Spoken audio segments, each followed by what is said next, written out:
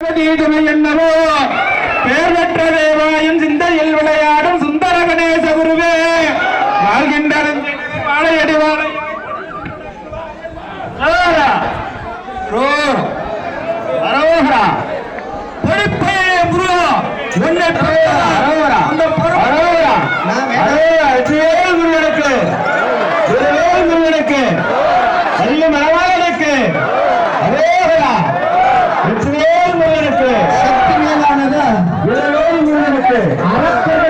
அடைக்கலமாக பாதுகாப்பாக இருந்த அரணை போன்ற கிரௌஞ்சம் என்ற மலையை தூள் தூளாக்கி முருகன் கை சேர்வதை காண்க.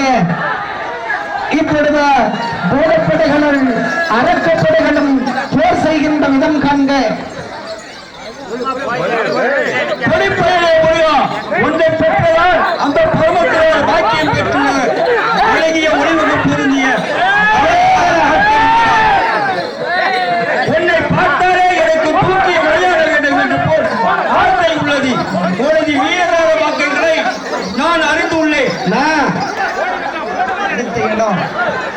அடுத்த இடம் யாரும் யோசனம் உனது அறிவு முயங்கிவிட்டது.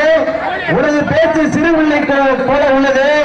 உலகத்தை கட்டி காத்திடும் சிவபெருமானின் கருணையால் இதுவரை நீங்கள் உயிர் வாழ்ந்தீர்கள். இன்னும் முன்னும் அடே சூரப்பகைகளே, உங்கள் அராஜகம் எல்லை மீறி விட்டது.